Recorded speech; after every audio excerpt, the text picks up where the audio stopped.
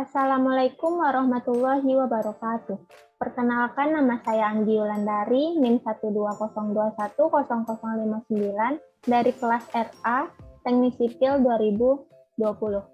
Pada kesempatan kali ini saya akan menjelaskan tentang tugas mekanika tanah pertama, yaitu tentang pertama proses pembentukan bumi dan patahan, yang kedua batuan, jenis batuan dan mineral, dan yang ketiga tentang peta geologi dan kegunaannya pada bidang konstruksi, dan yang keempat proses pelapukan batuan dan jenis tanahnya.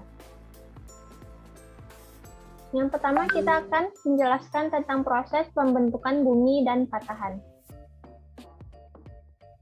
Bumi memiliki permukaan yang tidak rata dan memiliki banyak struktur serta lapisan yang ada di dalamnya. Tidak ratanya permukaan bumi menyebabkan ekosistem yang berbeda-beda. Hal ini disebabkan oleh adanya tenaga yang menyebabkan perubahan bentuk relief permukaan bumi. Permukaan bumi mendapatkan tenaga yang berasal dari dalam dan luar bumi. Proses pembentukan oleh kedua tenaga ini dapat terjadi secara cepat atau dengan proses yang lama dan panjang. Tenaga endogen. Yang pertama, tektonisme adalah gerakan yang berupa mendorong dan menarik secara vertikal maupun horizontal.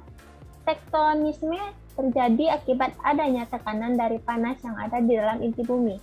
Lipatan dan patahan terjadi akibat dari tektonisme ini. Yang kedua, vulkanisme adalah gerakan magma yang ada di dalam mantel bumi. Magma yang panas mendapatkan tekanan yang akan keluar mencari tempat dengan tekanan yang lebih rendah. Larva yang keluar dari dalam perut bumi yang membeku adalah kunci pembentukan muka bumi. Selanjutnya, seisme adalah gempa bumi yang merupakan getaran akibat dari proses patahan dan lipatan. Seisme dapat menyebabkan munculnya cekungan atau retakan pada muka bumi. Gempa bumi juga terjadi karena gerakan lempeng bumi atau aktivitas vulkanik. Tenaga eksogen ada dua. Yang pertama, sedimentasi merupakan proses pembentukan muka bumi melalui pengendapan materi-materi sedimen yang berasal dari pelapukan batuan maupun sisa-sisa makhluk hidup. Tenaga yang membawa materi ini adalah air, angin, maupun gletser.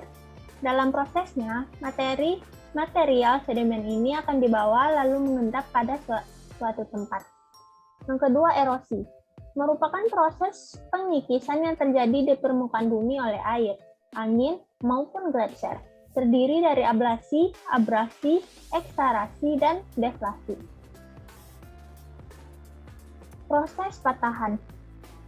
Pergerakan lempeng benua dan lempeng samudra terkadang saling mengunci sehingga menyebabkan pengumpulan energi yang berlangsung terus sampai pada suatu saat batuan pada lempeng tektonik tersebut tidak lagi kuat menahan gerakan tersebut, sehingga terjadi pelepasan mendadak yang disebut gempa bumi yang biasanya terjadi di jalur sesar ataupun patahan.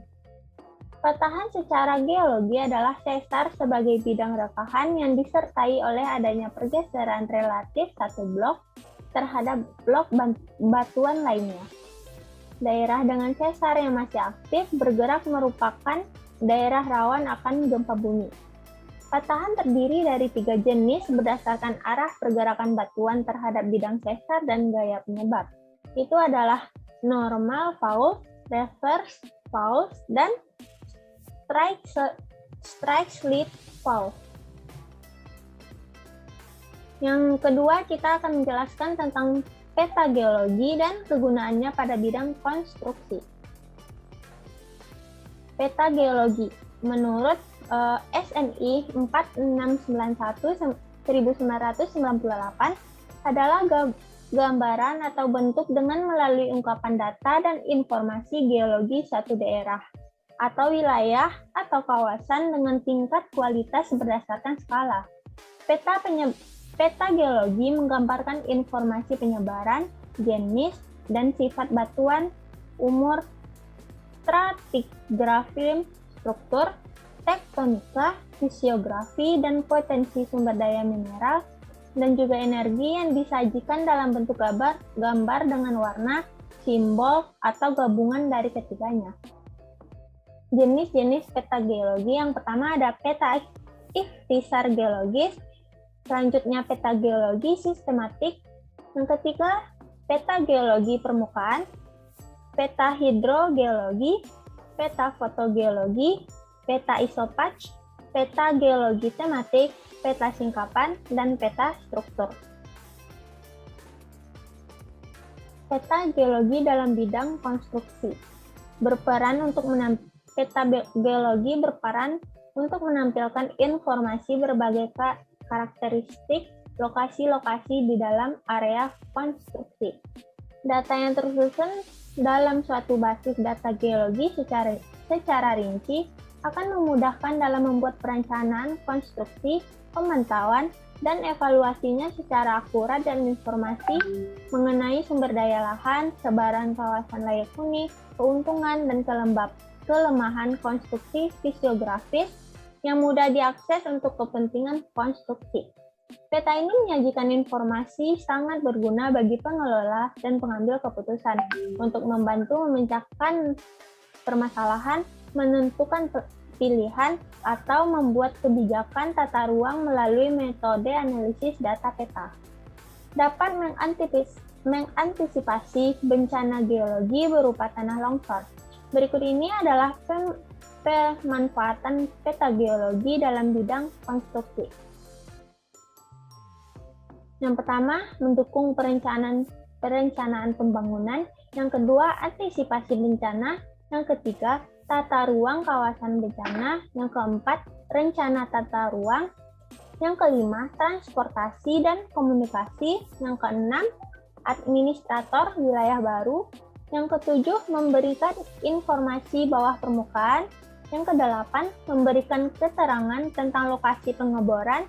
Yang ke-9 sebagai peta struktur, yang ke-10 untuk studi stereoskopik, yang ke-11 membedakan daerah mengandung air.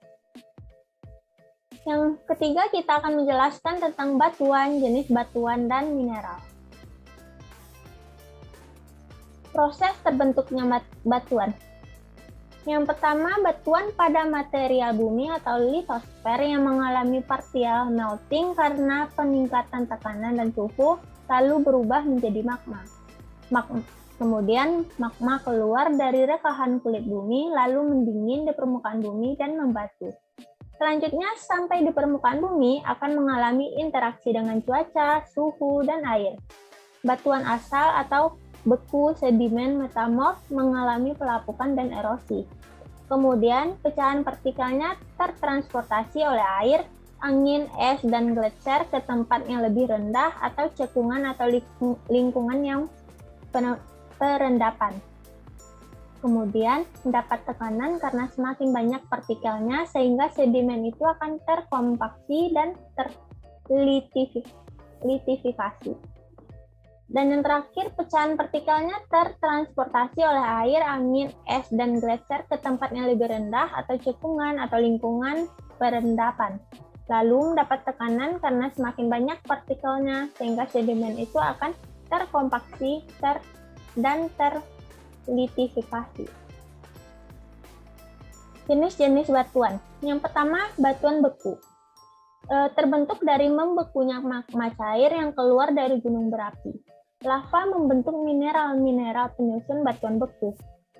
Setelah mineral tersebut terbentuk pada magma yang membeku masih di bagian dalam bumi, itu disebut batuan beku intrusif, dan yang membeku di luar bumi disebut ekstrusif. Batuan ini lalu tersingkap ke permukaan yang disebut dengan singkapan batuan beku. Yang kedua, batuan sedimen.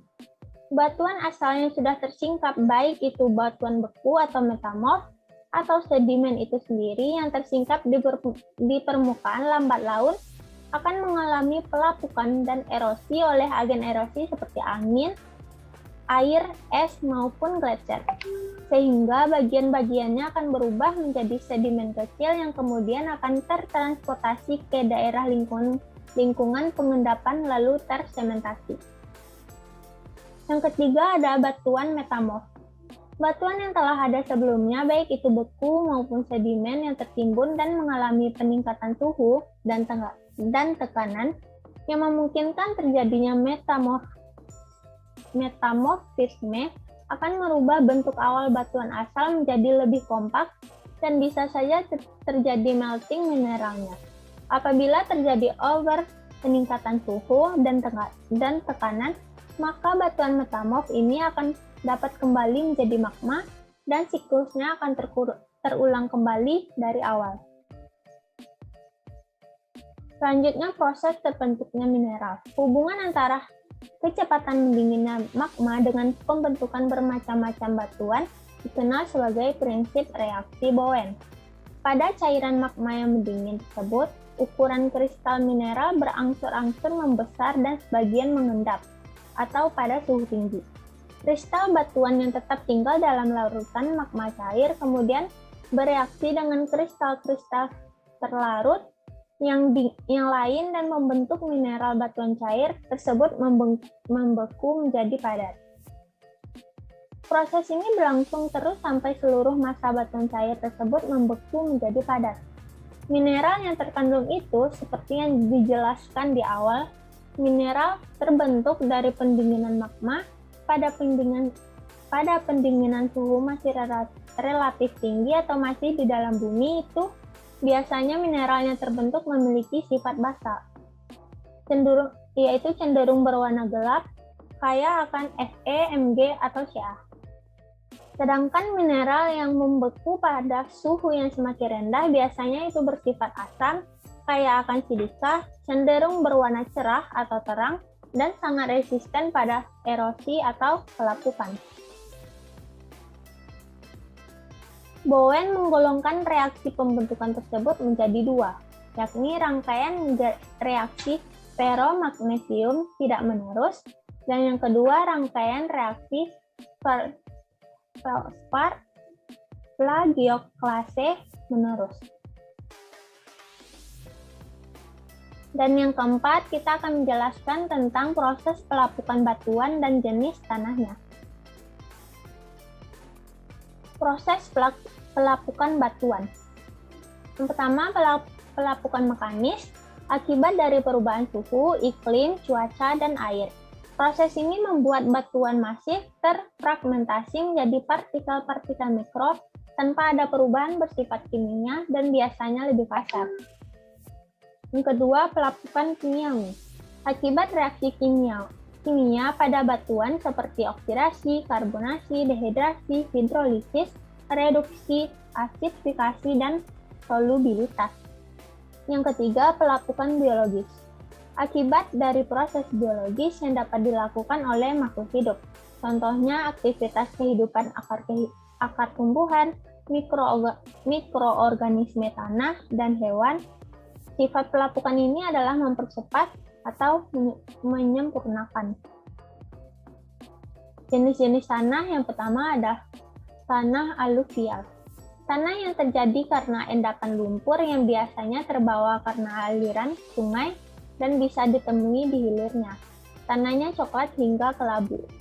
Yang kedua, tanah andosol. Tanah vulkanik akibat adanya proses vulkanisme pada gunung berapi, warnanya coklat keabuan. Yang ketiga, tanah entisol, yaitu tanah pelapukan dari material letusan gunung berapi. Yang keempat, tanah grumusol, yaitu dari pelapukan batuan kapur dan tufa vulkanik dengan kandungan organiknya rendah. Yang kelima, tanah humus, yaitu dari pelapukan tumbuhan yang sangat subur tanahnya. Warnanya agak kehitam-hitaman. Kemudian ada tanah inceptisol, yaitu dari batuan sedimen atau metamorf, warnanya coklat kehitaman.